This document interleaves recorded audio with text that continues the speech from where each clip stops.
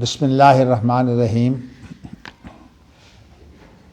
بعض حضرات کے انتظار کی وجہ سے ہم پہلے کچھ سوال جواب کر رہے ہیں۔ اصل موضوع جو ہے وہ کچھ دیر بعد شروع ہوگا انشاءاللہ۔ آپ نے سوال یہ کیا ہے کہ صحیح بخاری میں ایک روایت ہے کہ نبی اکرم صلی اللہ علیہ وسلم کو پہلی وحی کے بعد جب کچھ روز وحی نہ ہوئی تو آپ کے دل میں کئی دفعہ یہ بات آئی، پہاڑ پر چلے جاتے پریشانی کی حالت میں، اور یہ بات دل میں آتی کہ میں اگر پہاڑ سے اپنے آپ کو گرا لوں چلو خاتمہ ہو جائے۔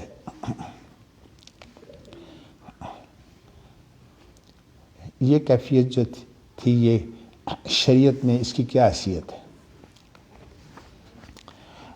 اصل بات یہ ہے کہ اللہ کی یہ مہربانی ہے کہ اللہ نے نیکی کا خیال بھی آئے۔ خیال اس چیز کو بولتے ہیں کہ عمل سے اس کا تعلق نہیں ہوتا، صرف ذہنی تخیلات ہوتے ہیں، ذہن کے اندر کئی سوچیں آتی ہیں انسان کی،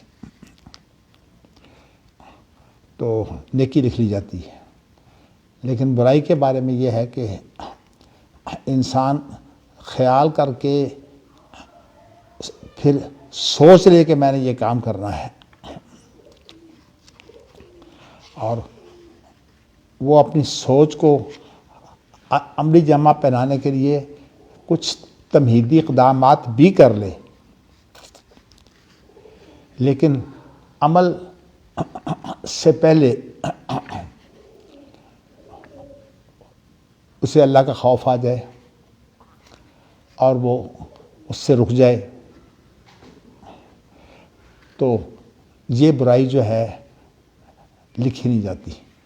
اور اس کی مثال آپ یوں سمجھیے کہ 3 شخصوں کا ذکر آتا ہے جو غار میں بند ہو گئے تھے، ایک بہت بڑی چٹان کی وجہ سے جو غار کے منہ کو بند کیے ہوئے تھی۔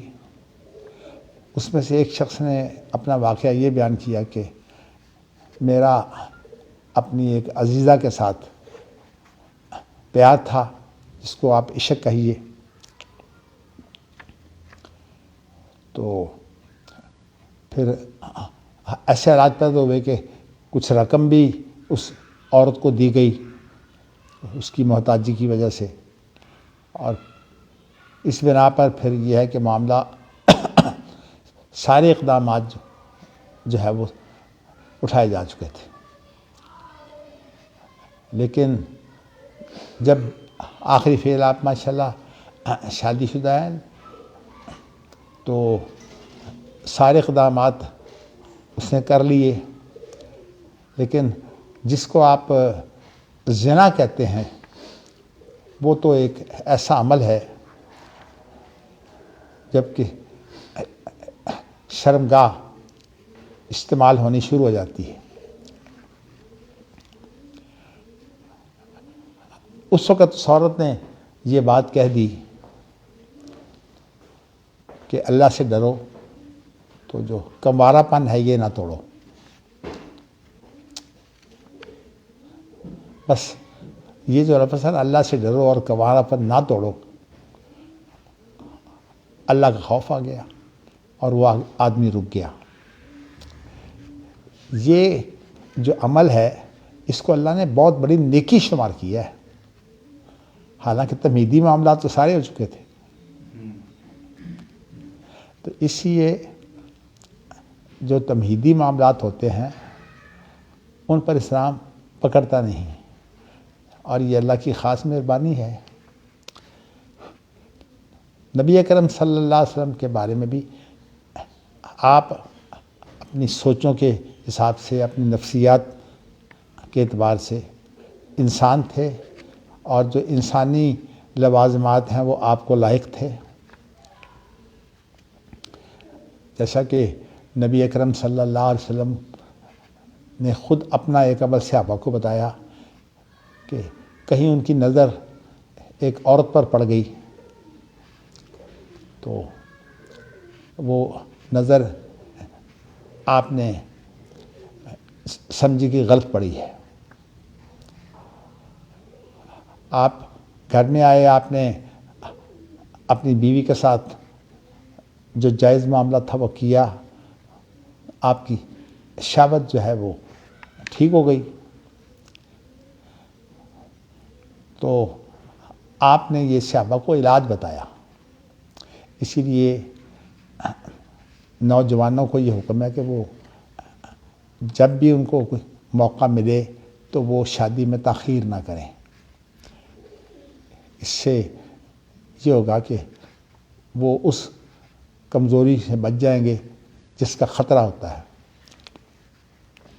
تو میں بتانا یہ چاہتا ہوں کہ نبی اکرم صلی اللہ علیہ وسلم کا یہ جو واقعہ ہے کہ آپ جب پہاڑ پر جاتے, ظاہر ہے کہ آپ اس واقعہ کے بعد کئی دفعہ پہاڑ پر گئے ہیں, اسی پہاڑ پر جس کے اندر غار حرا ہے. تو آپ وہاں جاتے تو جب اوپر چڑھتے تو آپ اتنے زیادہ پریشان تھے. دو کیفیتوں میں تھے. ایک تو آپ کی کیفیت یہ تھی کہ یہ جو اللہ سے تعلق ہے وہی کا, اس کے اندر ایک خاص لذت ہے, لیکن اس لذت کے ساتھ اللہ کی آزمائش ہے کہ اللہ تعالیٰ نے ویسے بعض وہی کی صورتیں ایسی تھیں کہ آپ پر اتنا بوجھ پڑتا کہ سخت سردی کے اندر آپ کو پسینہ آ جاتا اس بوجھ کی وجہ سے, دباؤ کی وجہ سے. لیکن یہ جو پہلی دفعہ آپ کے ساتھ معاملہ ہوا ہے, یہ معاملہ اس کے اندر دو کیفیتیں تھیں. ایک کیفیت تو یہ تھی کہ وہ وہی جو اللہ سے ایک تعلق قائم ہو گیا, اللہ کا کلام جو ہے وہ دل میں اتر گیا, تو آپ کے لیے اس کے اندر ایک خاص کشش تھی. اور دوسری طرف صورتحال یہ تھی کہ آپ کے ساتھ جو حالات گزرے, جس طرح جو ہے وہ آپ کو جبرائیل نے بار بار دبایا, اور اتنا زیادہ دبایا کہ آپ کو یوں لگا جیسے میری جان نکل جائے گی. وہ ایک خوف بھی تھا. تو یہ ملی جلی کیفیت میں نبی اکرم صلی اللہ علیہ وسلم پریشان تھے.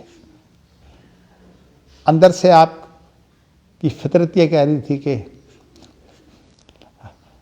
یہ وہی رکی ہوئی کیوں ہے, اس کا تقاضا تھا کہ وہی ہو. اور دوسری طرف کوئی کام جب انسان کو خواہش بھی ہو اور نہ ہو, اور وہ پھر ہیبت بھی تھی کہ اب دوبارہ اگر وہی ہوئی تو پھر وہی کیفیت میرے ساتھ وہ ہوگی جو پہلی دفعہ ہوئی ہے.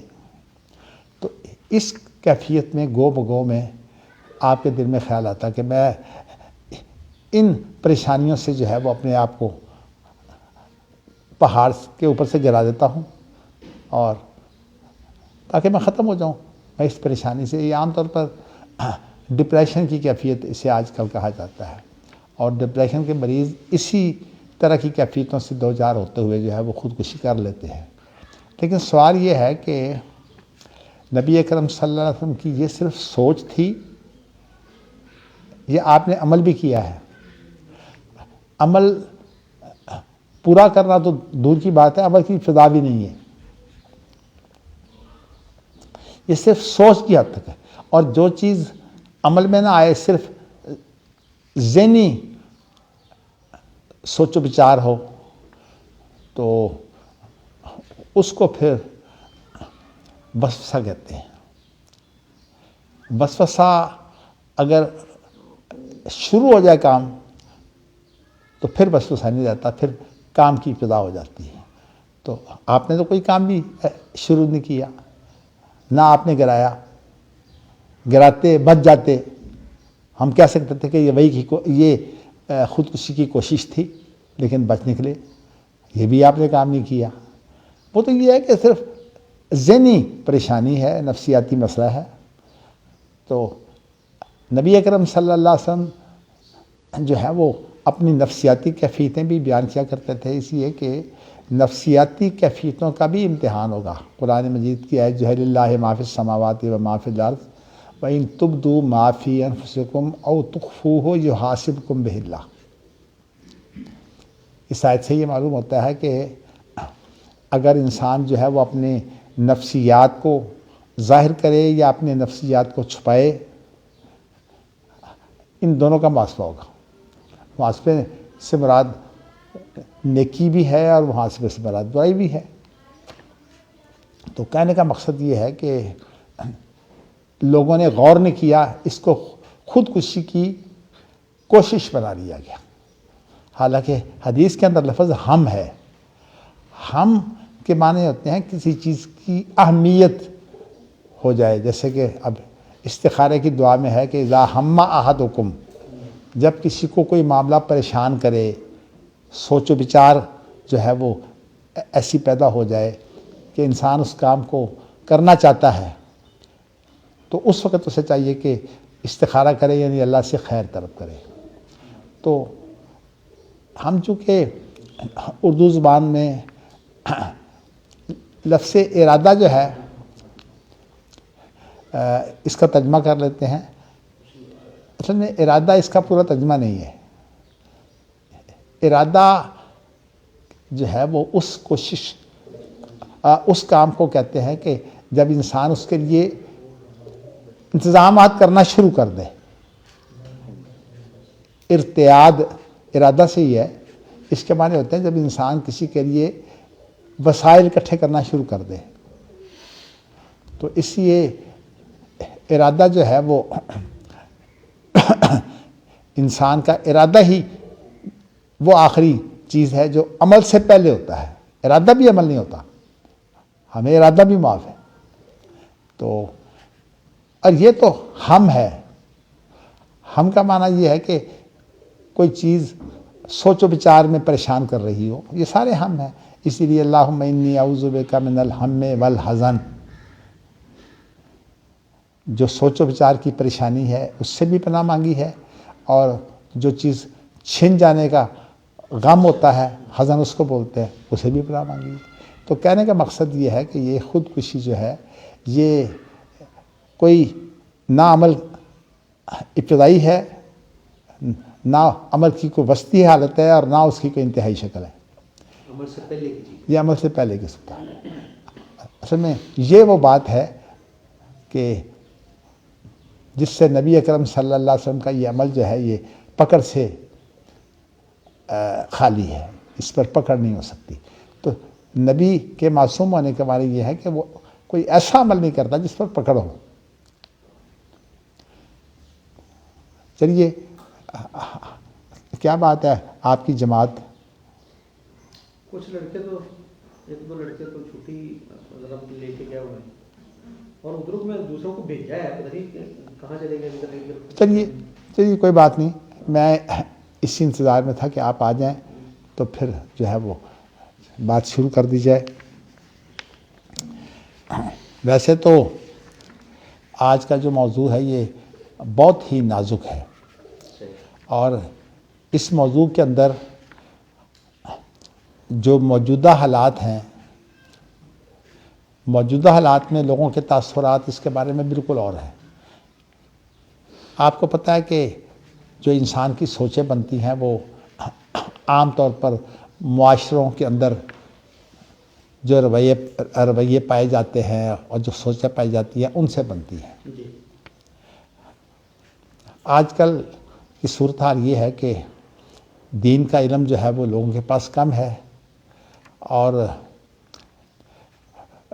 لوگ یہ سمجھتے ہیں کہ دنیاوی کاموں کے لیے محنت کی جائے اور دین کے کام کے لیے جو ہے وہ ہمیں آسانی سے ہی دین کا کام جو ہے وہ ہو جائے۔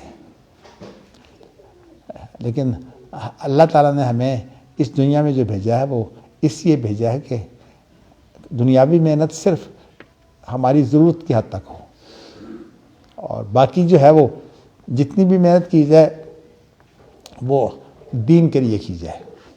تو اس لیے آج میں نے جس موضوع پر گفتگو کرنی ہے وہ میں نے بتایا تھا کہ اجتہاد کے دو مکتب فکر ہیں، ایک اہل الحدیث اور ایک اہل الرائے۔ ان دونوں کا جو جوہری فرق ہے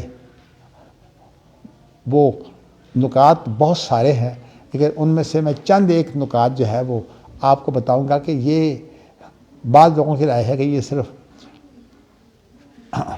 لفظی اختلاف ہے۔ یہ لفظی اختلاف نہیں ہے، اس کے اندر گہرائی میں اگر جائیں تو اختلاف حقیقی ہے۔ میں نے جو آیت اس کے لیے عام طور پر ہم جب درس شروع کرتے ہیں تو ایک آیت ہم جو ہے وہ پڑھتے ہیں، تو آج میں نے اپنے ذہن میں آیت رکھی ہوئی تھی، ثم جعلناک علی شریعۃ من الامر فاتبعها ولا تتبع اہواء الذین لا یعلمون۔ سورۃ جاثیہ کی آیت ہے کہ امر سے مراد تو دینی امر ہے، یعنی اللہ کی وہ ہدایت ایک ہوتی ہے جو کونی ہدایت ہوتی ہے جس میں انسان کا اپنا کوئی دخل نہیں ہوتا، ہم تقدیر بھی اسے کہتے ہیں، اور ایک ہوتی ہے دینی ہدایت جس میں انسان سے یہ مطلوب ہوتا ہے کہ وہ اس کام کو کرے۔ تو اس کے لیے لفظ استعمال ہوتا ہے زبان میں امر۔ تو بتایا ہے کہ نبی اکرم صلی اللہ علیہ وسلم کو کہ آپ کو ہم نے جس شریعت پر جو ہے وہ بنایا رکھا ہے وہ ایک دینی ہدایت ہے۔ یہاں علی شریعت من الامر، امر سے مراد یہاں دینی ہدایت ہے کہ ہم نے آپ کو جو دینی ہدایت کی صورت میں شریعت مقرر کی ہے اس کے اوپر ہم نے آپ کو رکھا ہے۔ فاتبعھا، تو آپ نے وہ جو دینی ہدایت ہے جو وحی کی صورت میں آپ کو حاصل ہوتی ہے، آپ نے اس کی پیروی کرنا ہے۔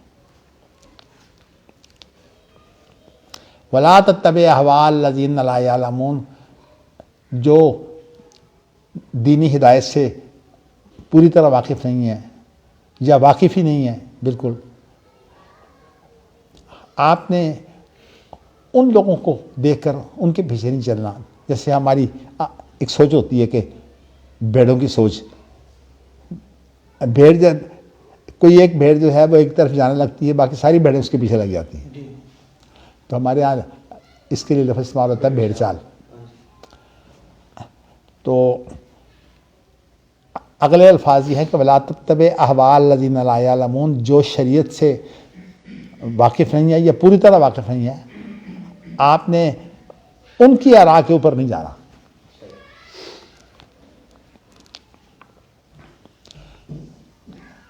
یہ آیت جو ہے اس کے اندر جو ہے وہ ہمیں اشارہ یہ دیا گیا ہے کہ ہمارے لیے ضروری ہے کہ ہم وحی کی پیروی کریں، اور جو چیز وحی نہیں ہے ہم نے لوگوں کی وجہ سے اس کے پیچھے نہیں چلنا۔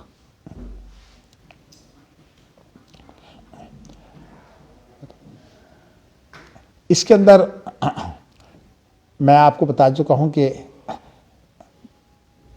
وحی کی دو ہی صورتیں ہیں، ایک اللہ کی کتاب ہے اور ایک محمد مصطفیٰ احمد مجتبیٰ صلی اللہ علیہ وسلم کی سنت ہے۔ یہ دو چیزیں وحی ہیں۔ تو اب ہمیں جو ہدایت نبی اکرم صلی اللہ علیہ وسلم سے نہیں ملتی، ہم جو ہے وہ کتاب اللہ میں بھی غور کریں گے۔ ہماری صورتحال تو یہی ہے، اور نبی اکرم صلی اللہ علیہ وسلم کی صورتحال ہم سے کچھ مختلف تھی۔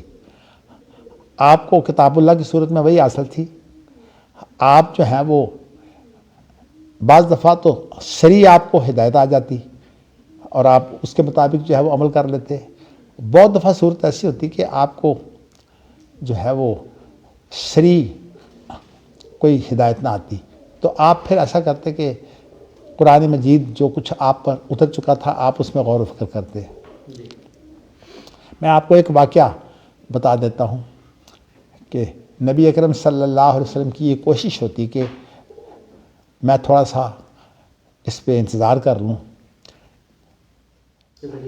شاید وہی اتر آئے۔ ایک آدمی آیا، اس نے کہا جی کہ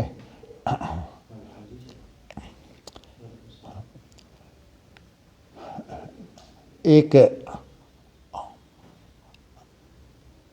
شخص فوت ہو گیا ہے اور اس کی وارثوں میں صرف ایک پھپھی ہے اور ایک خالہ ہے۔ اس کا جو ورثہ ہے وہ کیسے تقسیم ہوگا؟ نبی اکرم صلی اللہ علیہ وسلم نے انتظار کیا اور اسے کہہ دیا کہ مجھے اس بارے میں کوئی ہدایت نہیں آئی۔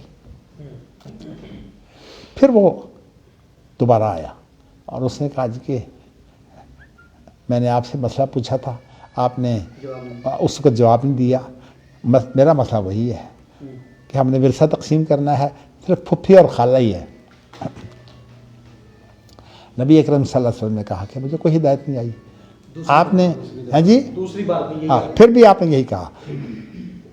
اب صورتحال یہ ہے کہ اس کے بارے میں واقعی کوئی صحیح ہدایت نہیں ہے۔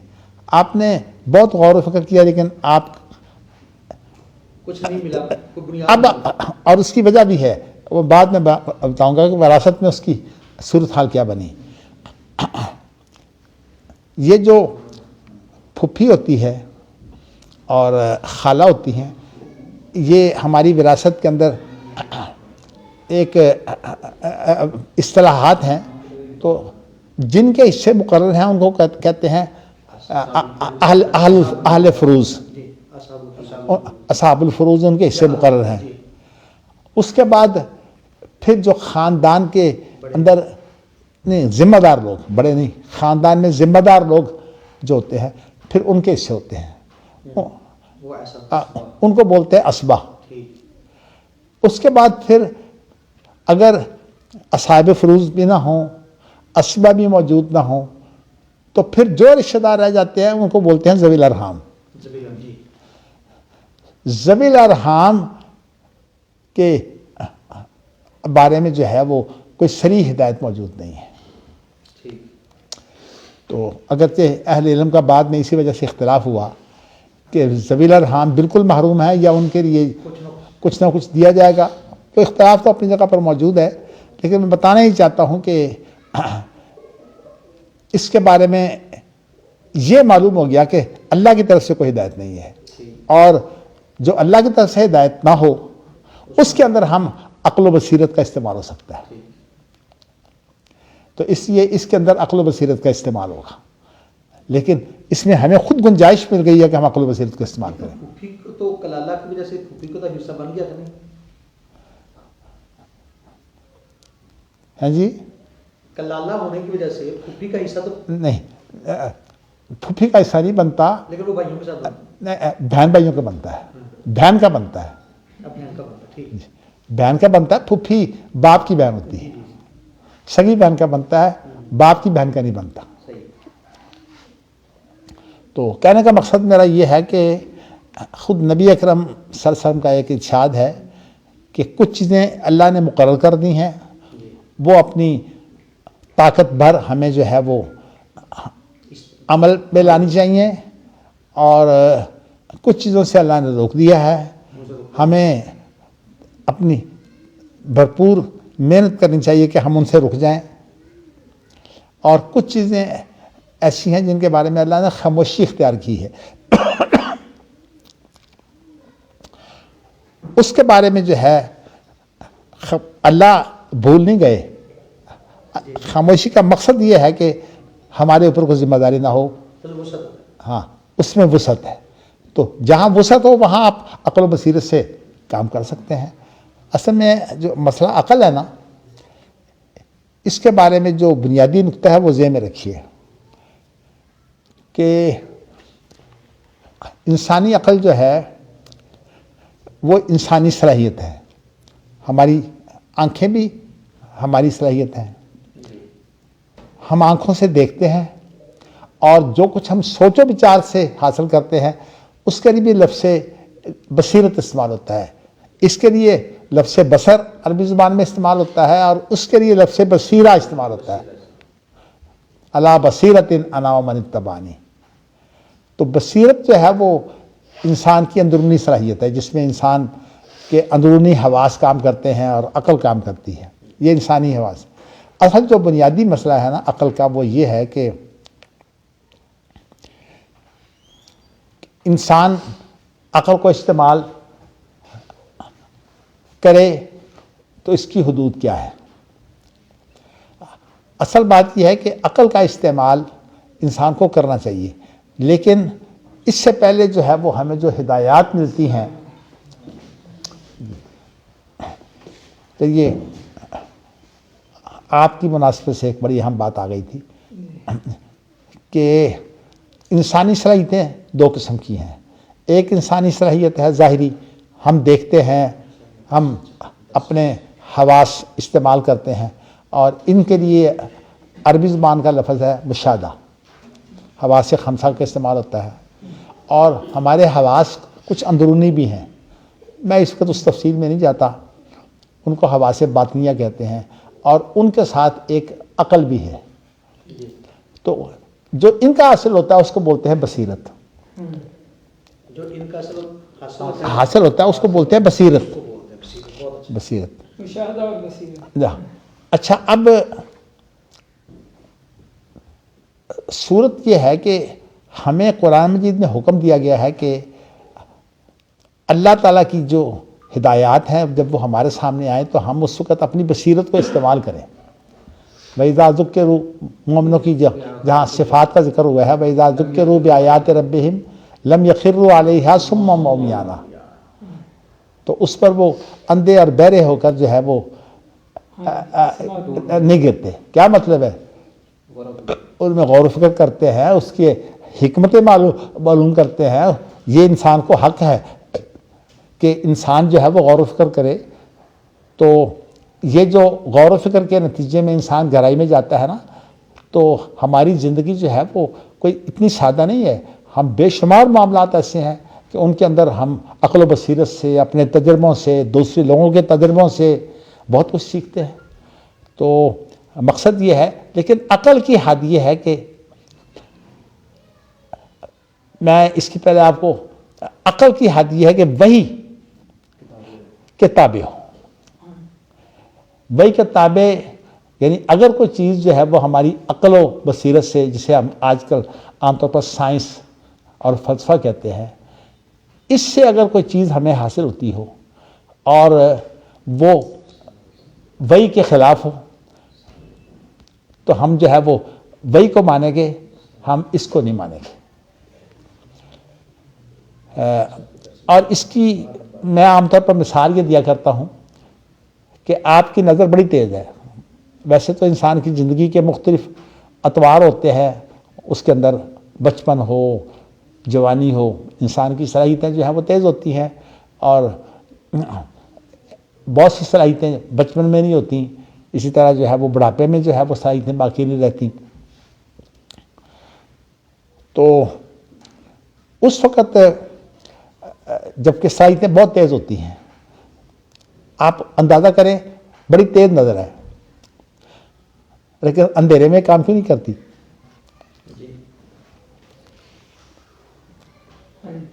یہاں صلاحیت اس کی ختم ہے۔ اسی طرح جو انسانی سوچ بچار ہے وہ ناقص ہے۔ یکاد زیتها یضیء ولو لم تمسسہ نار، قریب ہے کہ پہنچ جائے لیکن معیار حق نہیں ہے۔ معیار حق نور السماوات ہے، اور نور السماوات سے مراد یہاں وہی ہے، روشنی ہے۔ آپ یوں سمجھیے کہ جیسے بڑی تیز نظر ہو لیکن اندھیرے میں کام نہیں کرتی، یا آگے پردہ آ جائے تو پردے کے پیچھے کیا ہو رہا ہے پتہ نہیں ہوتا۔ تو یہ جو چیز ہے نا کہ عقل کو ضرورت ہے ہماری، اسی طرح نظر جیسی ضرورت ہے۔ جیسے نظر اندھیرے میں کام نہیں کرتی یا پردہ کے پیچھے کام نہیں کرتی، اسی طرح جو ہے وہ ہماری عقل و بصیرت، مشاہدہ، یہ ساری چیزیں یہ ان کو ضرورت ہے کہ یہ معیار نہیں ہے. میں نے اس لیے کہہ دیا معیار نہیں ہے. دیکھیے نظر کے اوپر بھی تو انسان کے جادو ہو جاتا ہے. جب جادو ہو جاتا ہے تو دیکھنے کو کچھ نظر آتا ہے, ہوتا کچھ ہے. تو اس سے معلوم ہوا کہ اسی طرح یہ جو شعبہ بازی ہے اس کے اندر ہاتھ دکھائے جاتے ہیں, ایسے انداز اختیار کیے جاتے ہیں کہ دوسرے کو یہ معلوم ہو جیسے یہ حقیقت ہے. تو اس لیے ہم جو ہیں وہ اپنی عقلی اعتبار سے معیار نہیں ہے. معیار جو ہے وہ صرف وہی ہے.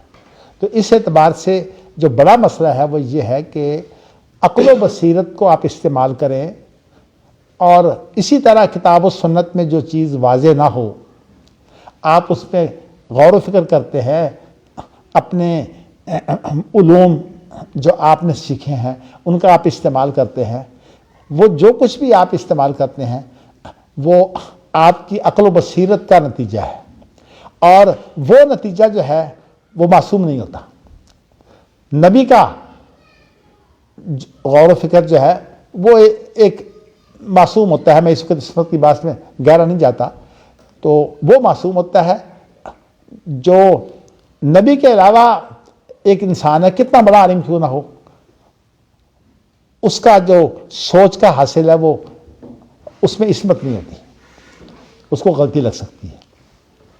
تو اس لیے نبی کی عصمت کی وجہ سے نبی جو ہے وہ معصوم ہوتا ہے. اسی لیے نبی اکرم صلی اللہ علیہ وسلم نے ایک لفظ جو ہے وہ بتایا. آپ نے فرمایا کہ غصے کی حالت میں فیصلہ نہ کرو. تو صحابہ نے کہا جی ایک موقع پر نبی اکرم صلی اللہ علیہ وسلم کو کہ جی آپ بعض دفعہ غصے میں ہوتے ہیں, ہم لکھ لیا کریں. آپ نے فرمایا کہ ہاں.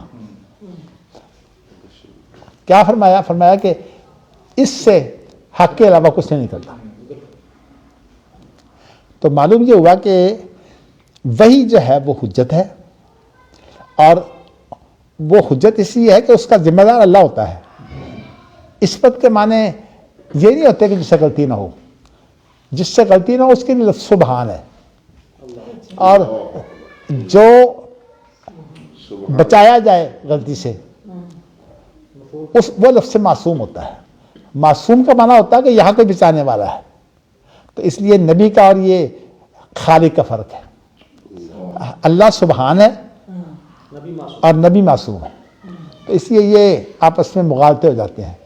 تو میں نے آپ کو یہ بتایا ہے کہ عقل کے لیے جو ہے وہ بنیادی چیز یہ ہے کہ اس کو استعمال کیا جائے, لیکن اس کے لیے آپ یوں سمجھیے کہ جس طرح جو ہے وہ تیز نظر کو جو ہے وہ اندھیرے میں نظر نہیں آتا, اسی طرح جب انسان کی اپنی سوچ و بچار ہو تو بعض دفعہ چیز جو ہے وہ ذہن میں آ جاتی ہے, لیکن حتمی فیصلہ نہیں کیا جا سکتا کہ یہ واقعی حق ہے.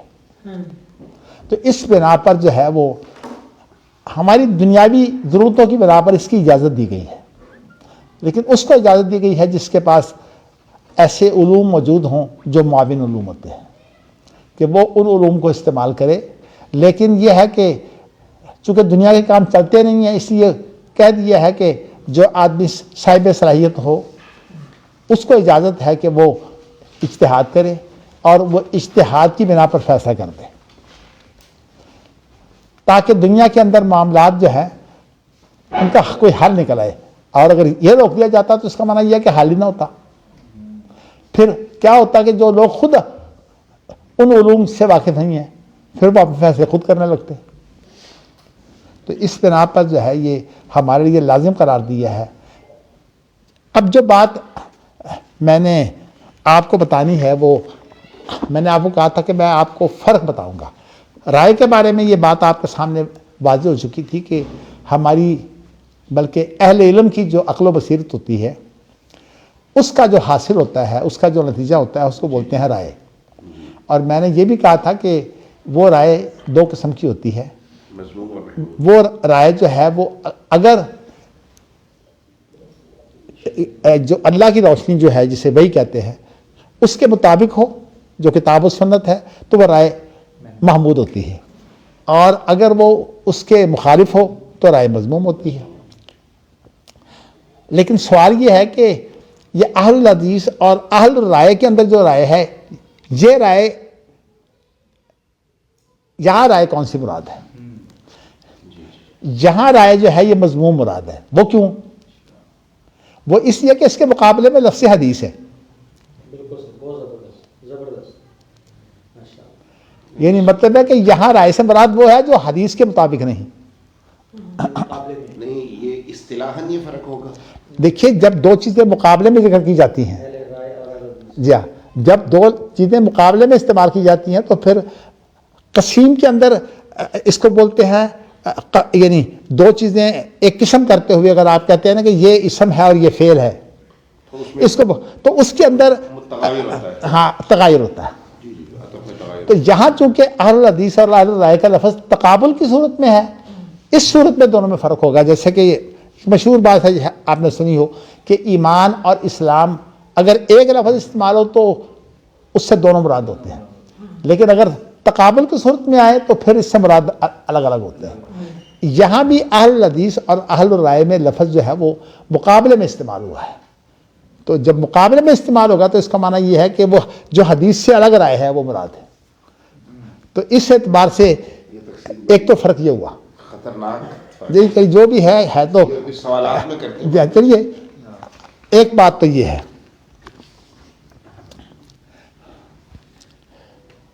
مقدمہ تو جی، جانتے ہیں اور اگلی چیز اچھا جی، دوسری بات میں آپ کو جو ہے وہ یہ بتانا چاہتا ہوں کہ میں نے آپ کو بتایا تھا کہ حدیث کے بارے میں جو ہے یہ تو سوچ و بچار کرنی چاہیے کہ وہ خبر صحابی ہے، اور خبر صحابی جو ہے اس کے بارے میں اس بات کی بڑی اہمیت ہے کہ آپ جو ہے وہ احادیث جو ہے وہ کوئی بھی واقعہ ہو تو اس کے بارے میں وہ تمام خبریں اکٹھی کر لیں جو صحابہ سے آئی ہیں۔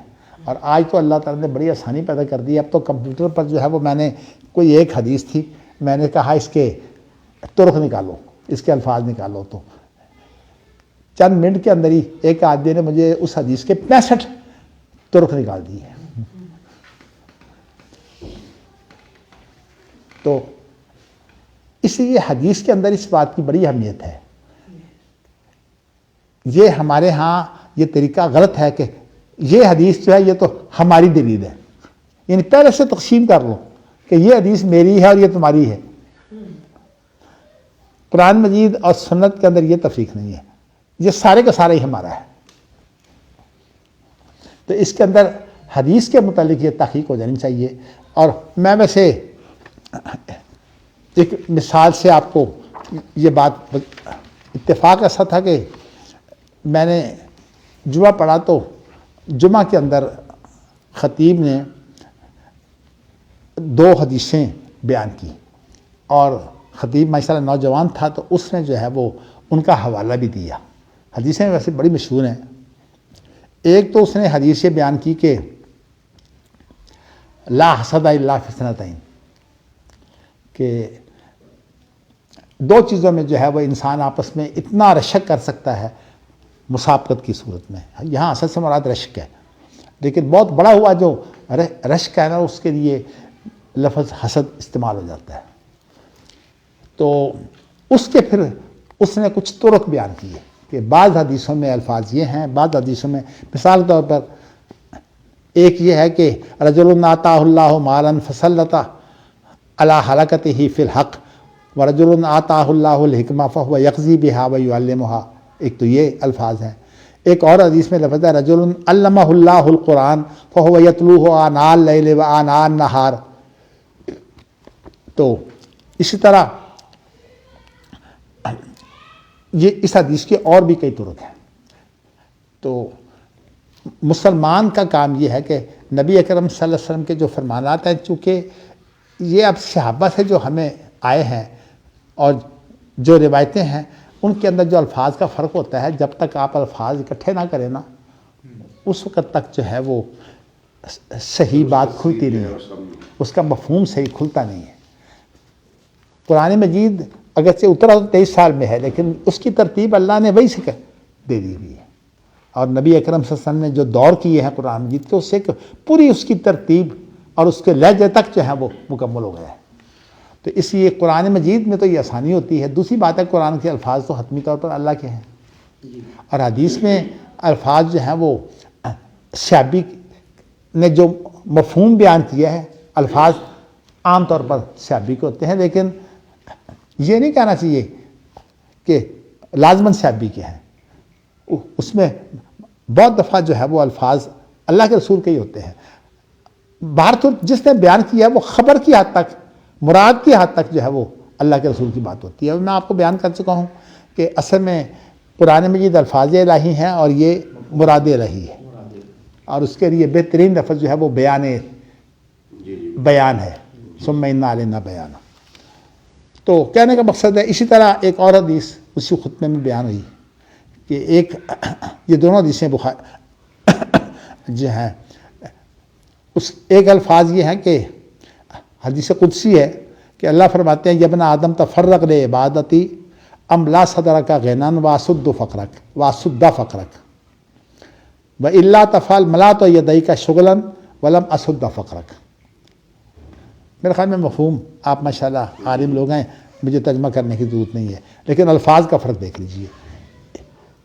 یہ ابو ہریرہ سے روایت ہے، اور ایک اور روایت ہے، یہ تو سنن ترمذی کی روایت ہے، ایک اور روایت ہے جو مصنف عبدالرزاق کی روایت ہے، اس میں لفظ ہے کہ اللہ فرماتے ہیں یبن آدم تفرق لعبادتی ام لا قلبہ کا غنن، صدر کا نہیں، الفاظ کا فرق آ گیا نا، بس وَأَسْدُدْ عَلَيْكَ فَقْرَكَ، وہ فرق بھی آ گیا۔ اچھا، فَإِن لَمْ تَفْعَلْ مَلَأْتُ قَلْبَكَ شُغْلًا وَلَمْ أَسْدُدْ عَلَيْكَ فَقْرَكَ، الفاظ کا فرق ہے نا، مفہوم ایک ہی ہے۔ تو کہنے کا مقصد یہ ہے کہ یہ میں نے بات آپ کو پہلے بیان کر دی ہے کہ احادیث کے اندر اس بات کا اہتمام ہوتا ہے، اور یہ بات کہنا کہ یہ حدیث تیری ہے اور یہ میری ہے، یہ اصل میں اسلام میں پسند نہیں ہے۔ یہی وہ غلطی ہے جو ہم لوگ کرتے ہیں۔ اصل میں یہ تقلیدی جمود کے نتیجے میں یہ باتیں آئی ہیں، لیکن میں اس پر تقلید کی بات نہیں کرنا چاہتا۔ میں نے صرف آپ کو جو ہے وہ یہ بتانا ہے کہ جو ہمارے تھے نا اسلاف، خاص طور پر خیر القرون، جو تبع تابعین تک کا دور ہے، اس کے اندر چونکہ بڑی احتیاط تھی، اجتہاد ویسے تو لوگ کرتے تھے، غور و فکر کرتے تھے، لیکن زیادہ اہمیت دیتے تھے کہ ہمارے پاس قرآن مجید جو ہے وہ آ جائے، قرآن مجید میں غور و فکر کریں، اور اسی طرح جو ہے وہ نبی اکرم صلی اللہ علیہ وسلم کی زندگی جو ہے وہ سامنے آ جائے۔ تو ویسے میں نے آپ کو یہ بات بتائی ہے کہ آپ کے لیے قرآن مجید تھا، اور آپ کی جو باقی زندگی ہے وہ سنت کے بارے میں جو تفصیلات ہیں وہ انشاءاللہ موجود ہیں، الحمدللہ موجود ہیں، تو وہ بھی وہی ہے۔ تو اس لیے نبی اکرم صلی اللہ علیہ وسلم کے لیے تو قرآن مجید کے علاوہ سنت کی آپ کو ضرورت نہیں ہے، بلکہ خود آپ سنت ہے، وہ چلتا پھرتا سنت ہے نا، یعنی آپ کی جو زندگی ہے، زندگی کا پورا چال چلن جو ہے وہ سنت ہے۔ اعتبار کا مسئلہ ہے نا، ایک اعتبار سے تو آپ مکلف سنت ہے نا، کیونکہ وہ معنی وہی ہے۔ نہیں، آپ مکلف شریعت ہیں، اشارے ہیں، مکلف شریعت ہے۔ وہ اس لیے آج آپ نے آیت پڑھی تھی ثم جعلناک علی شریعۃ من الامر فاتبعھا، کہ آپ بھی شریعت کے پابند ہیں۔ چلیے، اب کہنے کا مقصد یہ ہے کہ یہ اہل الحدیث اور اہل الرائے کا جو لفظ ہے، ایک تو میں نے آپ کو یہ نقطہ بتایا ہے، اچھا، دوسرا میں نے آپ کو نقطہ یہ بتایا ہے کہ لوگ مغالطے کیسے کھاتے ہیں۔ ایک خط و کتابت کی صورت میں مکالمہ چلا، چونکہ میری عزیز داری ہے اور یہ مکالمہ میری ایک سالی ہے، اللہ اسے اور علم و بصیرت دے۔ ان کے میاں کا نام عبدالقدوس سلفی ہے، وہ انجینئر ہیں، ویسے بڑے ذہین ہیں۔ ان دونوں نے خط و کتابت کی غامدی سے اور کہا کہ ہمیں یہ بتائیے کہ حدیث وہی ہے۔ تو غامدی صاحب نے کہا جی حدیث حجت ہے۔ انہوں نے جو خط و کتابت ہے، انہوں نے کہا جی بات یہ ہے کہ باپ کا کہنا حجت ہے، خاوند کا حکم ماننا حجت ہے، لیکن وہ وہی نہیں ہوتے۔ مطلب یہ کہ یہ لفظ کہنا کہ وہی ہے یہ حجت ہے، ان دونوں میں فرق ہے۔ ہم آپ سے صرف یہ چاہتے ہیں کہ آپ یہ بتائیے کہ حدیث وہی ہے کہ نہیں۔ یہ خط و کتابت لمبی چوڑی ہے، ویسے یہ محدث میں چھپی ہوئی ہے۔ تو میں آپ کو بتانا چاہتا ہوں کہ لوگ کس طرح جو ہے وہ دھوکے دیتے ہیں۔ یعنی لفظ سنت کو تعامل امت کے معنی میں استعمال کیا اور اس کا نام رکھ دیا سنت متواتر، اپنی اصطلاح۔ سنت متواتر تو اور چیز ہے۔ سنت متواتر تو وہ ہے کہ اس کے راوی اتنے زیادہ ہوں گے جو جوس پر اکٹھے نہ ہو سکیں۔ اصطلاحات نہیں گڑھ لیں اور اس سے لوگوں کو مغالطہ دیا۔ اس لیے میں آپ کو بتانا چاہتا ہوں کہ عدالت کا فیصلہ ماننا بھی حجت ہے، ورنہ نزاع ختم نہیں ہوگا۔ اسی طرح دنیا میں جتنے بھی بڑے ہوتے ہیں ان کا کہنا ماننا جو ہے وہ حجت ہے۔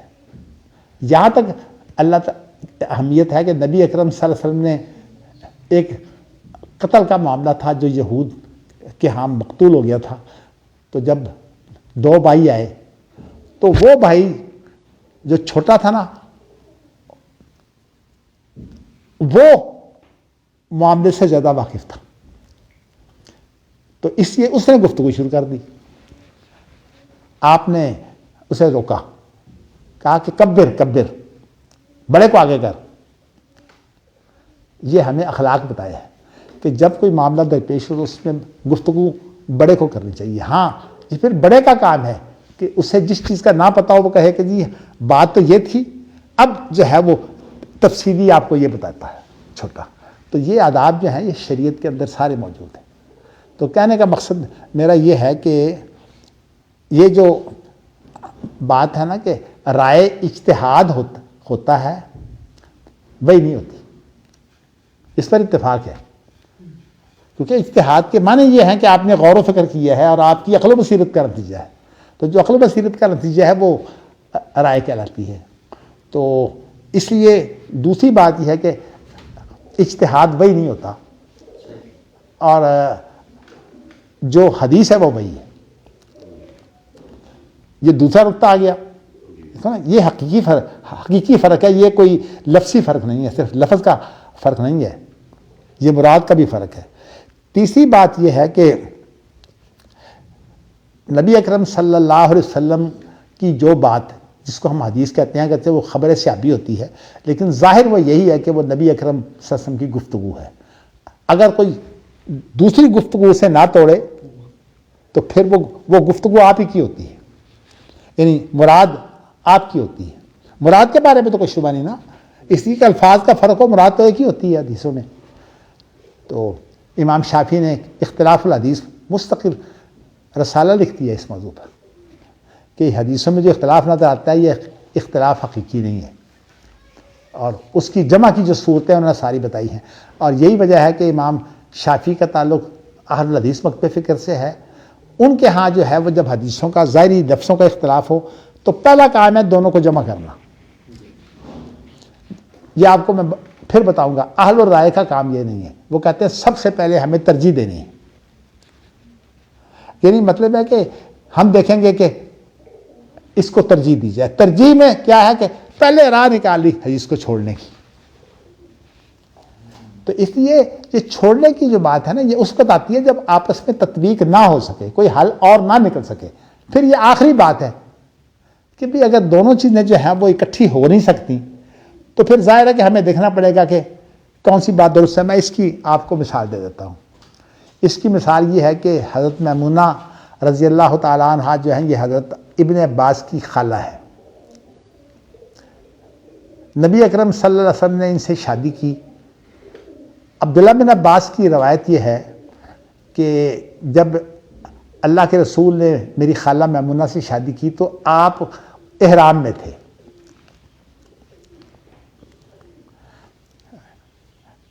ایک اور شخص ہے, اس کا نام ہے ابو رافع. یہ حضرت میمونہ کا غلام تھا, یہ بعد میں اسے آزاد کر دیا گیا. ابو رافع کہتے ہیں کہ نہیں, جب نبی اکرم صلی اللہ علیہ وسلم کا جو ہے وہ حضرت میمونہ سے نکاح ہوا تو اس وقت آپ احرام کھول چکے تھے, یعنی آپ حلت میں تھے. یہ دو روایتیں ہیں اور ان دونوں روایتوں کو جمع کرنا مشکل ہے, اس لیے کہ دونوں میں صراحت موجود ہے. اب عبداللہ بن عباس کہتے ہیں کہ احرام کی حالت میں تھے اور وہ کہتے ہیں کہ نہیں حلت میں تھے.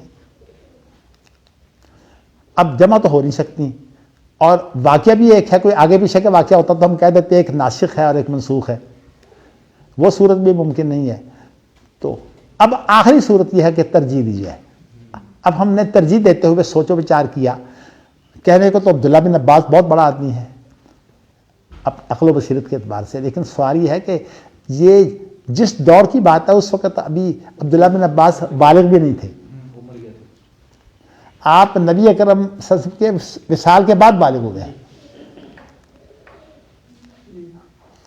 ایک بات تو یہ ہے, اور دوسری بات جو ہے ابو رافع کی, کہ ابو رافع وہ شخص ہے جس نے یہ رشتہ طے کروایا ہے. ہم کہتے ہیں نا رشتے میں وچولا, رشتہ طے کرانے والا شخص وہ ہے. اب اس کی اہمیت بڑھ گئی, تو اس اعتبار سے یہاں ہم ترجیح دیں گے ابو رافع کی حدیث کو. تو اس سے ایسے حالات پیدا ہو جاتے ہیں کہ ترجیح دینی پڑتی ہے, لیکن یہ پہلا کام نہیں ہے, یہ کام آخری ہے. تو میں نے آپ کو یہ دوسرا, اب میں نے جو آپ کو بات بتانی ہے وہ یہ بتانی ہے کہ نبی اکرم حدیث کے بارے میں ظاہر یہی ہے کہ وہ اللہ کے رسول, یعنی مراد تو حتمی طور پر جو حدیث اگر ثابت شدہ ہے تو حتمی مراد اللہ کے رسول کی ہے. الفاظ بھی ظاہر یہی ہے کہ وہ اللہ کے رسول کے ہوں گے, لیکن ہاں قولی روایت اگر پھر یہ تو ظاہر ہے وہ تو پھر صحابی خبر دیتا ہے. میں اب آپ کو جو چیز بتانا چاہتا ہوں, حدیث کا ایک ایسا امتیاز ہے کہ جو دیگر انبیاء کی باتوں پر بھی اہمیت رکھتا ہے, دیگر انبیاء سے مقابلہ ہے. نبی اکرم صلی اللہ علیہ وسلم کا ارشاد ہے کہ مجھے دیگر انبیاء پر 5 چیزوں کے اندر جو ہے وہ ترجیح دی گئی ہے. اوتی تو جوامع الکلم. پہلی بات آپ نے یہ بیان فرمائی کہ مجھے جو گفتگو دی گئی ہے نا وہ اتنی جامع ہوتی ہے کہ دیگر انبیاء کی گفتگو اتنی جامع نہیں ہوتی. تو جن کی گفتگو جو ہے وہ دیگر انبیاء پر بھی حاوی ہو, ترجیح رکھتی ہو, اس سے اجتہاد کا کیا مقابلہ ہے. اللہ. تو اس لیے حدیث کو ہلکا نہیں جانا چاہیے, بلکہ میں اپنے ایک ساتھی, اکثر ہم بیٹھتے تو آپس میں گفتگو کرتے, ان کی بڑی پیاری بات تھی.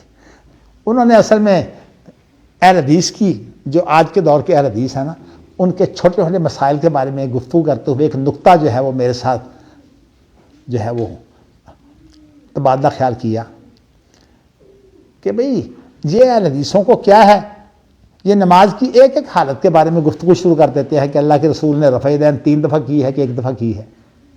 بھئی یہ کوئی مسئلہ ہے, بڑا معمولی مسئلہ ہے. تو ان کا نام ہے عزیز زبیدی. تو عزیز زبیدی صاحب کہنے لگے اصل بات یہ نہیں ہے, آپ دیکھیے کہ آپ کے ہاں معمولی سا حاکم ہوتا ہے, وہ روزہ رکھ لیتا ہے, روزہ رکھنا کوئی اہمیت رکھتا ہے, اس کے روزے کا ذکر آ جاتا ہے, اس کے روزے کا ذکر آ جاتا ہے کیونکہ وہ آدمی اہم ہے. بھٹو نے روزہ رکھا. تو یہ اصل میں بات یہ ہے کہ اہمیت ہوتی ہے شخصیت کے اعتبار سے. تو زبیدی صاحب کہنے لگے کہ اہل حدیث کی اہمیت یہ ہے کہ انہیں اللہ کے رسول کی ایک ایک حرکت سے جو ہے وہ محبت ہے. اس لیے اگر کوئی اہل حدیث جو ہے وہ چھوٹے سے مسئلے میں جو ہے وہ کسی سے بحث کرتا ہے نا تو اسے آپ غیر رحم نہ سمجھیں، یہ اصل میں اللہ کے رسول کی ادا ہے۔ تو اسی لیے مولانا محمد سورتی کا ایک شعر مجھے بڑا اچھا لگتا ہے، ادیب تھے بہت بڑے، تو وہ کہتے ہیں کہ اہل الحدیث ہمو اصحاب النبی، یہ میرے والد کے استاد ہیں، بہت بڑے ادیب تھے، ہندوستان میں 3 عربی زبان کے بڑے ادیب ہوئے ہیں، ان میں سے ایک یہ ہے، کیا نام تھا؟ محمد سورتی۔ محمد سورتی، سورت ایک بمبئی کے قریب ایک علاقہ ہے سورت، اس علاقے کے تھے۔ تو کہتے ہیں اہل الحدیث ہمو اصحاب النبی، اہل الحدیث یہ تو اللہ کے رسول کے ساتھی ہیں۔ اب آگے بات یہ ہے کہ آج کے دور میں اللہ کے رسول کے ساتھی کیسے بن سکتے ہیں؟ کہتے ہیں کہ وَإِن لَمْ يَصْحَبُوا أَنفَاسَهُ صَحِبُوا، اگرچہ یہ عملی طور پر تو آپ کے ساتھ نہیں رہے، لیکن آپ کے جو سانس تھے، یعنی آپ کی جو گفتگو تھی، یہ اس کے ساتھی ہیں۔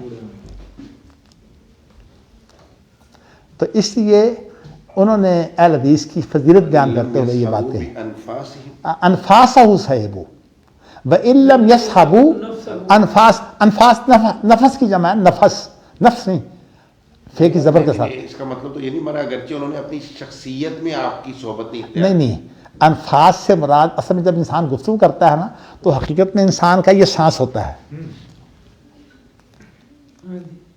یہ انسان کا اگر سانس بند ہو گفتگو نہیں کر سکتا، تو اس لیے یہ نفس کی جمع ہے۔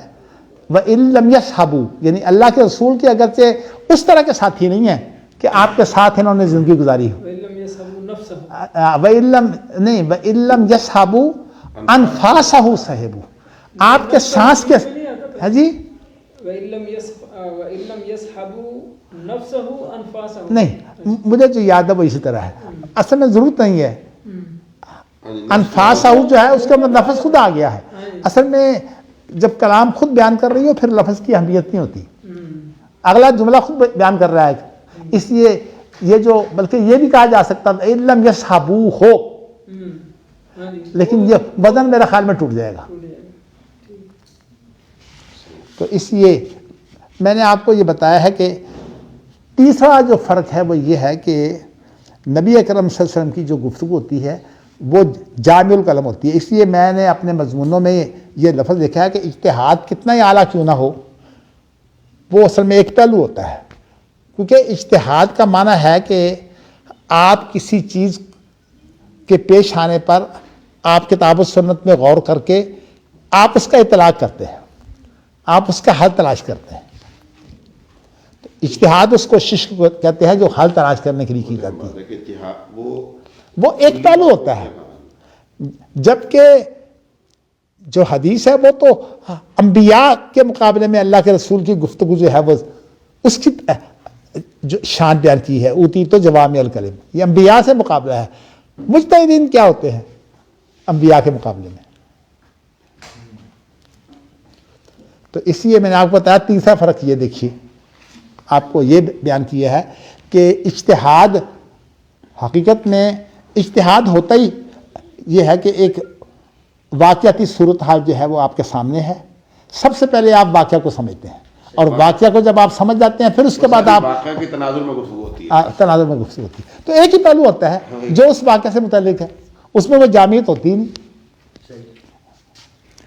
تو اس لیے اجتہاد کا یعنی اگر رائے جو ہے وہ اجتہاد کا نتیجہ بھی ہو پھر بھی اس کا مقابلہ جو ہے وہ حدیث سے کرنا غلط ہے۔ یہ بھی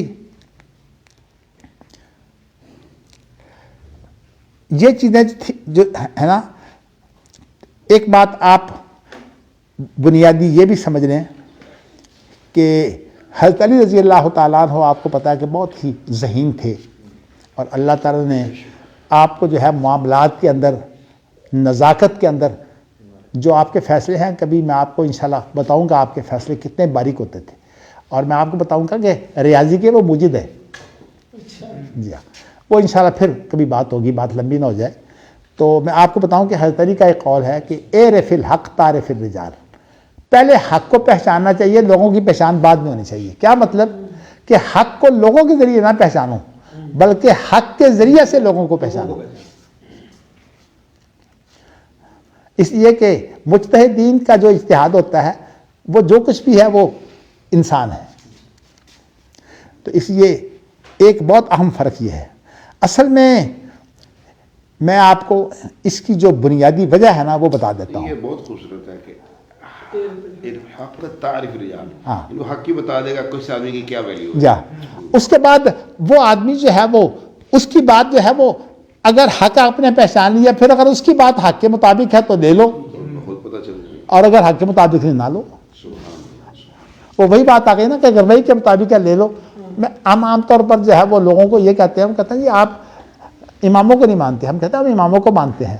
ہم اصل میں اس امام کو مانتے ہیں جس کی بات جو ہے وہ اس کے حدیث کے مطابق ہو، تو قرآن حدیث کے مطابق ہم اس کی بات مانتے ہیں۔ یعنی ہم قرآن حدیث کو بھی مانتے ہیں اور ہم امام کو بھی مانتے ہیں، لیکن امام کی بات ہم یہ دیکھیں گے کہ اس پیش آمدہ مسئلے میں کون سی بات زیادہ مناسب ہے۔ تو یہ اصل میں جو سارا یہ اختلاف چلا ہے نا، اس کی ایک بڑی بنیاد ہے۔ وہ بنیاد اصل میں یہ ہے کہ شریعت تا قیامت پیش آنے والے معاملات میں کامل ہے کہ نہیں، اور شریعت میں تمام مسائل کا جو قیامت تک پیش آنے والے ہیں، کیونکہ اللہ کے رسول کی نبوت تا قیامت ہے نا۔ اللہ کے رسول قرآن مجید کی شکل میں جو الفاظ الہی ہیں وہ بھی اللہ کے رسول کے ذریعے سے ہیں۔ براہ راست اللہ نے قرآن مجید ہمارے سامنے نہیں پڑھا، اس لیے رسول کو ہلکا نہ سمجھیے۔ تو قرآن مجید بھی آپ کے ذریعے سے آیا، اور باقی جو آپ کی زندگی ہے وہ چلتا پھرتا قرآن ہے۔ خلق القرآن، حضرت عائشہ کے الفاظ۔ اصل جو بنیادی مسئلہ ہے نا وہ یہ ہے کہ شریعت جو ہے وہ کامل اور شامل ہے کہ نہیں۔ جی جامع ہے۔ کامل اور شامل ہے کہ نہیں۔ میں نے لفظ شامل جان بوجھ کے، شامل کا معنی یہ ہے کہ یہ ہماری زندگی کے تمام معاملات کا حل ہے۔ اگر آپ یہ کہہ دیں گے نا کہ بعض معاملات کا حل نہیں ہے، تو اس کا معنی یہ ہے کہ پھر عقل وہاں مستقل ہو گئی، مستقل ہو ماننی پڑے گی، ماننی پڑے گی آپ کو۔ تو اس لیے قرآن مجید کے اندر بہت اشارے ہیں، مگر میں ایک آیت آپ کو اس لیے بیان کر دیتا ہوں، وَنَزَّلْنَا عَلَيْكَ الْكِتَابَ تِبْيَانًا لِكُلِّ شَيْءٍ۔ یہاں لفظ بیان نہیں، لفظ تبیان کا، اور تبیان عربی زبان کا طریقہ کار یہ ہے کہ وہ اگر حروف کی زیادتی ہوگی تو معنی میں زیادتی ہوگی۔ بیان حدیث کو ثم انا علینا بیانہ سے مراد ہے اللہ کے رسول کی زندگی۔ دادیہ بھی پھر آ گیا نا اس میں۔ یہاں جو تے کا اضافہ ہے نا، یہ تبیان جو ہے یہ مبالغے کا صیغہ ہے۔ تو یہ جو اللہ کے لفظ بولا نا، وَأَنزَلْنَا نہیں بولا، وَنَزَّلْنَا عَلَيْكَ الْكِتَابَ، معنی یہ ہے کہ یہ جو کتاب کو 23 سال کے عرصے میں آہستہ آہستہ کر کے اتارا ہے نا، اصل میں یہ اس لیے آہستہ آہستہ کر کے اتارا ہے تاکہ آپ کو ساتھ ہی مراد بھی واضح ہوتی رہے۔ چونکہ اگر قرآن مجید اکٹھا اتار دیا جاتا تو ہمیں یہ پتہ نہیں چلنا تھا کہ فلاں آیت کس موقع پر اتری ہے، فلاں آیت کا پس منظر کیا تھا، شان نزول کیا تھا۔ دوسرا تبیان کے معنی میں یہ بھی مفہوم پایا جائے گا نا کہ یہ دوسری چیزوں کو بھی بیان کرنے والی ہے۔ دیکھیے اس کے اندر جو قرآن کی ترتیب ہے نا اس کی بھی اہمیت ہے، لیکن ہمارا امینہ حسن اسلائی صاحب سے جو اختلاف ہے وہ یہ ہے کہ انہوں نے حدیث کو چھوڑ کر اس کو حجت بنایا ہے، حالانکہ یہ اجتہاد کی قسم ہے، اور اجتہاد کی واضح علامت یہ ہے کہ 3 استاد شاگرد اگر ہم مانیں تو تینوں آپس میں جو ہے وہ تفسیر میں فرق کرتے ہیں۔ فرائی صاحب کے نزدیک اس ترتیب کے اندر یہ نقطہ ہے، اسلائی صاحب کے نزدیک اس ترتیب کے اندر یہ نقطہ ہے، اور غامدی خیر ان کا شاگرد تو نہیں ہے اسلائی صاحب کا، اسلائی صاحب خود تردید کیا کرتے تھے کہ یہ خام خواہ میرا نام استعمال کرتا ہے۔ ہاں جی ہاں، یہ شاگرد ایسے ہی ہے جو پاس بیٹھنے والا، ورنہ یہ ہے کہ اسلائی صاحب کہتے ہیں یہ میرا ترجمان نہیں ہے۔ ہاں یہ چلیے خیر میں جو کچھ بھی ہے، بلکہ یہ اگر پوچھنا ہو تو جو اسلائی صاحب کا جو شاگردوں کا اصل حلقہ ہے نا، وہ ایک تو کیلانی خاندان میں بیاہے ہوئے تھے، مسعود صاحب ان کا غالباً نام تھا، جو یہ خالد مسعود، ایک تو وہ تھے، اور ایک ماجد خابر تھے، یہاں 116 بابر بلاک میں رہتے تھے جی۔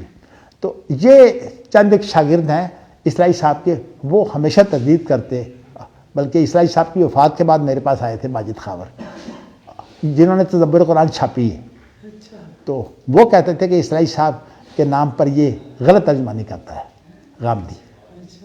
بس میں اس کو اتنی بات ہی کافی سمجھتا ہوں۔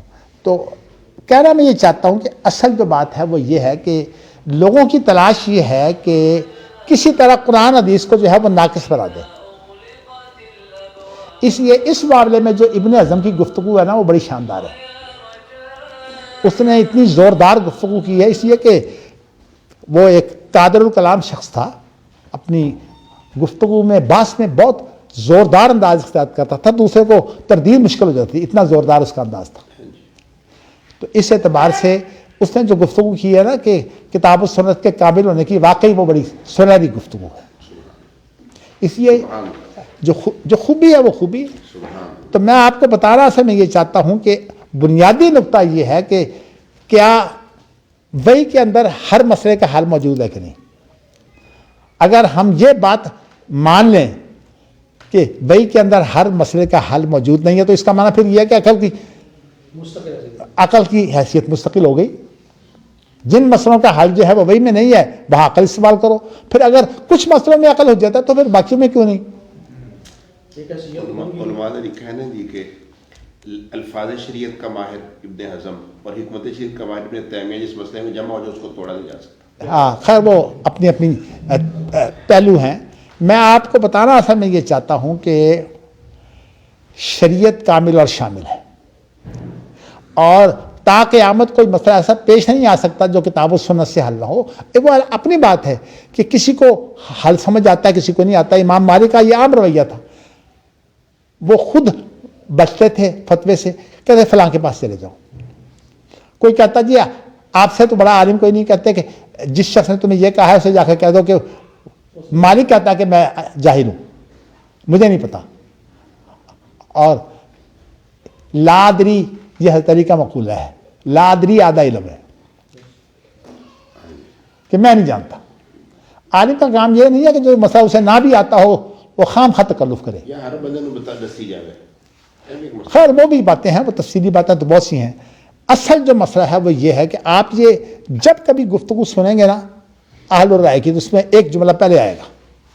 وہ جملہ یہ آئے گا کہ مسائل زیادہ ہیں، جو وقائع ہیں، جو واقعات ہیں وہ لا محدود ہیں، اور جو وحی ہے وہ محدود ہے، بلکہ وہ لفظ بولتے ہیں نصوص محدود ہیں۔ اس میں بھی اصل میں مغالطہ ہے، پھر آپ کو وہ بتاؤں گا۔ یہ مقاصد شریعت کی جب بات آئے گی نا انشاءاللہ اس وقت نصوص کی بات میں آپ کو بتاؤں گا۔ لیکن اس وقت میں آپ یہ جملہ بڑا ہی معروف ہے، آپ جس کتاب کو اٹھائیے، یہ خاص طور پر اہل رائے کی جتنی بھی گفتگو ہوتی ہے نا، جب آپ اٹھائیں گے تو یہ جملہ آپ کو پہلے ملے گا۔ یہ تو قریب قریب کفر بن جاتا ہے۔ خیر میں فتویٰ نہیں لگاتا، مگر آپ کو بتاتا ہوں کہ یہ غلطی ہے، یہ ٹیڑھا پن ہے۔ اصل بات یہ ہے کہ یہ بات کہنا کہ وحی جو ہے وہ، دیکھیے یہ ہم کہہ سکتے ہیں کہ وحی کے اندر صراحت ہر چیز کی نہیں ہے، لیکن صراحت کے علاوہ ہمیں جب اجتہاد کی اجازت دی ہے، اور یہ بھی کہہ دیا کہ اگر معاملے کے اندر جو ہے وہ غلطی ہو گئی، تمہاری نیت اگر اچھی ہوئی تو تمہیں ثواب مل جائے گا، تو اس کا معنی یہ ہے کہ ہمیں جب گنجائش دے دی ہے تو اب معاملات حل ہونے چاہیے۔ وہ شریعت میں ہی ہے نا گنجائش۔ تو اس لیے میں یہ بتانا چاہتا ہوں کہ اجتہاد کوئی تیسری چیز نہیں ہے۔ اجتہاد جو ہے وہ حقیقت میں وحی کے اندر غور و فکر کا نام ہے، اور جو مسئلہ ہمیں پیش آتا ہے، یہ کچھ چیزیں میں آپ کو پھر اجتہاد کی خصوصیات بتاؤں گا، وہ کچھ چیزیں باقی رہ گئی ہیں، اور مجھے پتہ ہے کہ آج ہم نے انتظار کیا اور انتظار کی وجہ سے ہمارا ٹائم جو ہے وہ آپ جاری رکھیں، نہیں وہ صرف آپ کے لیے نہیں ہے، باقی 5-7 منٹ تو سارے دوست باقی اور لوگ بھی ہیں. میرا کہنے کا مقصد یہ ہے کہ میں نے آپ کو یہ بتایا ہے کہ یہ جو نقطہ ہے نا، اصل میں آپ جب یہ باتیں پڑھیں گے نا، اختلافی باتیں بعد میں آئیں گی، لیکن میں چاہتا ہوں پہلے آپ کو تمہیداً بتا دوں. وہ ہمیشہ جب جن کو آپ کہتے ہیں نا ادلہ اجمالیہ، ادلہ اجمالیہ کے اندر یہ باتیں آئیں گی استحسان کی، بلکہ قیاس بھی ہے، قیاس، استحسان، مسرت مرسلہ، استقراء، اسی طرح اور بے شمار چیزیں ہیں جو ادلہ اختلافیہ ہیں. ادلہ اختلافیہ انہیں کہا جاتا ہے. ان کی بات جب شروع کرتے ہیں تو یہاں سے شروع کرتے ہیں، اس جملے سے کہ بقائے جو ہے واقعات لامحدود ہیں اور نصوص محدود ہیں. یہ بس بہت جی. جملہ آپ نے دیا، اصل میں نصوص میں تمام واقعات مسائل کی صراحت نہیں ہے، بس جی. یہ ایک اس لیے میں آپ کو بتاؤں کہ امام شافعی اور امام بخاری کے بارے میں عام طور پر یہ ہے کہ امام شافعی نہیں مانتے، استحسان کو نہیں مانتے وہ. اسی طرح وہ بہت سی چیزوں کو نہیں مانتے. اصل میں وہ یہ بات نہیں ہے. ساتھ ہی یہ لوگ بات کیا کرتے ہیں کہ عملاً امام شافعی نے بہت دفعہ استحسان کیا ہے.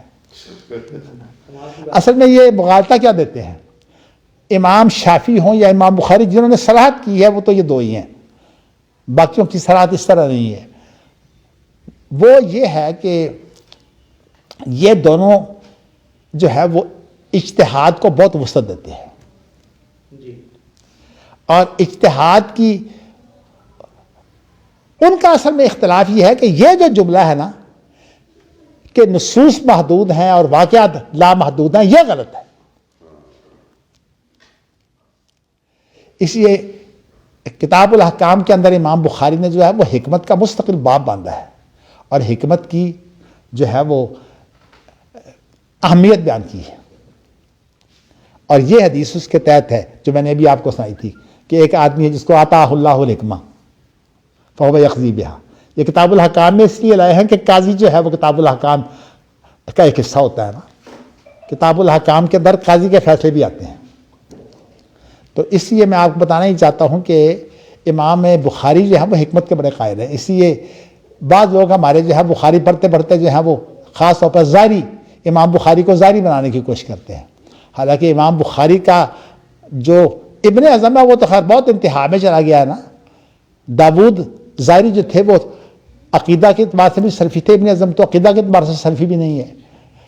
داود ظاہری عقیدہ میں سلفی بھی تھے اور داود ظاہری جو ہے وہ کسی حد تک حکمت کے قائل بھی تھے، لیکن وہ کہتے تھے کہ حکمت جو ہے وہ نص میں ہونی چاہیے. اور پھر وہ جس کو ہم کہتے ہیں نا کہ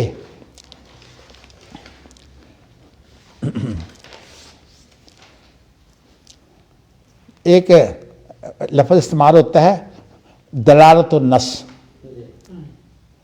دلالت النص کی تعریف یہ ہوتی ہے کہ ایک چھوٹی چیز کے بارے میں جب ہدایت آ جائے تو جو چیز اس سے بھی زیادہ بڑی ہو وہ خود بخود جو ہے وہ ہدایت اس پر بھی لاگو ہو جاتی ہے. اس کو بولتے ہیں دلالت النص. اس کی مثال دیتے ہیں وَلَا تَقُلْ لَهُمَا اُفْ، کہ آپ جب ماں باپ بوڑھے ہو جائیں، اما یبلغن عندک الکبر احدہما او کلاہما، یہ بڑی اہم عبارت ہے. لوگ اس کو اس طرح دیکھتے نہیں ہیں. بڑھاپے کے اندر چڑچڑاپن بھی پیدا ہوتا ہے اور پھر بڑھاپے کے اندر جو ہے وہ کئی کمزوریاں پیدا ہو جاتی ہیں. بچے پر تو لوگ اس کی کمزوریوں کی وجہ سے پیار کر کے مطمئن ہو جاتے ہیں، لیکن بوڑھے سے پیار کوئی نہیں کرتا، اس کی کمزوریوں سے غلط فائدہ اٹھایا جاتا ہے. وہ اس لیے یہ لفظ جو ہے اس کا پس منظر قرآن مجید میں بیان کر دیا، اما یبلغن عندک الکبر احدہما او کلاہما فلا تقل لہما اف. تمہارے پاس اگر ماں باپ دونوں یا ایک بوڑھے ہو جائیں، اور یبلغن کے اندر اتنا زور ہے کہ یہ بوڑھا ہونا بھی ایک حتمی چیز ہے، یہ نون ثقیلہ ہے، یہاں تاکید موجود ہے. تو یہ لازماً آ کے رکھتی ہے کیفیت اگر عمر زیادہ ہو تو تو جب یہ کیفیت آ کے رہتی ہے تو اس وقت تمہارا کام ہے کہ اف نہ کہو. اب اف کا ترجمہ کیا ہے؟ اف کا ترجمہ یہ ہے کہ ناگواری کا اظہار نہ ہو. یہ نہیں ہے کہ ان کی نافرمانی نہ کرو, ناگواری کا احساس. ناگواری کا اظہار نہ ہو. کیا مطلب کہ تمہارا رویہ یہ نہیں ہونا چاہیے بابا جی کیسے بابا جی میں خام خواہ بابا جی تو چھٹ سے آ گئے نے, بابا جی تو مت ماری گئی ہے, بابا جی تو خام خواہ جبر کر دے رہے. یہ لفظ بولنا تو دور کی بات ہے, اس کے اندر اف کا ترجمہ یہ ہے کہ عربی زبان میں جس کے اندر ناگواری پائی جائے, ایسا رویہ اختیار نہ کرو ناگواری پر. اور اگلے لفظ پھر زوردار ہیں, وَخْفِضْ لَهُمَا جَنَاحَ الذُّلِّ, اللہ کہ ان دونوں کے لیے اپنا پہلو جو ہے وہ اس طرح گرا دو ذلیل ہو جاؤ. کیا مطلب ہے؟ اگر وہ تمہیں ذلیل بھی کرے تو برداشت کرو. آپ بچہ کس طرح ہوتا ہے, وہ روتا ہے, ماں اس کو کس طرح چپ کرا کے مطمئن کرتی ہے. اور حقیقت یہ ہے کہ بڑھاپا ایک ایسی حالت ہے کہ جس کے اندر کوئی ترس نہیں کھاتا, لیکن یہ ہے کہ ویسی حالت بچے کی ہوتی ہے. ذوفا و شیبہ, بچے کے بارے میں تو ذوف کا لفظ کہا نا, اللہ الذی خلقکم من ذوف ثم جعل من بعد ذوف قوۃ ثم جعل من بعد قوۃ ذوفا و شیبہ, دو چیزیں دو لفظ اکٹھے کیے ہیں. کمزوری بھی بڑھاپا بھی. تو اس لیے اف کا ترجمہ ہے ناگواری. اور ہمارے ہاں تو اب لوگ تعویلیں کر کے یوں بنا دیتے ہیں کہ ماں باپ کا کم کی ہر جگہ تو مداخلت کرن, ماں باپ بڈھے ہو جان یا بیمار ہونا, مشورہ بھی ہونا چاہیے تھا کہ نہیں ہونا چاہیے تھا. یہ باقاعدہ مضمون چھپیا ایک سادے پرچے رشت وچ کہ ماں باپ کا مشورہ ہونا چاہیے کہ نہیں. میں نے وہ مضمون پڑھا, اگرچہ اس کا نگران تو میں ہی ہوں, لیکن میرے علم کے بغیر مضمون میں چھاپا گیا. میں سمجھ گیا کہ اصل بات یہ ہے کہ یہ میری زبان بندی ہے. تو میں بتانا یہ چاہتا ہوں کہ اصل جو چیز ہے وہ نقطہ یہ ہے کہ یہ ہر وہ طریقہ جو اللہ کے رسول نے استعمال کیا ہے اس کو کہتے ہیں منہاج. تو وہ تمام اجتہادات کے جو مناہج ہیں وہ اللہ کے رسول نے استعمال کیے ہیں, آپ کو مل جائیں گے. لیکن یہ لفظ کہنا کہ اللہ کے رسول کی سنت جو ہے وہ بھی محدود ہے اور قرآن مجید بھی محدود ہے, یہ لفظ غلط ہے. اس لیے امام شافعی اور امام بخاری کا اصل موقف یہ ہے کہ کوئی ایسی بات نہیں ہو سکتی جس کے بارے میں وہی خاموش ہو. کچھ چیزیں ظاہر ہوتی ہیں, کچھ چیزیں پنہا ہوتی ہیں. تو آپ اگر غور و فکر کریں گے آپ کو مل جائیں گی یہ چیزیں. تو اس لیے یہ بھی ممکن ہے کسی آدمی کو نہ ملے, کسی اور کو مل جائے. تو اس لیے ایک آدمی کو خاص کر لینا کہ میں نے تو صرف اسی کی بات مانی ہے, یہ غلط ہے. تو یہ باتیں انشاءاللہ آئیں گی, تقلید کی باتیں. میں نے آج آپ کو جو باتیں بتا دی ہیں وہ اب اتنی ہی کافی ہیں. اب آپ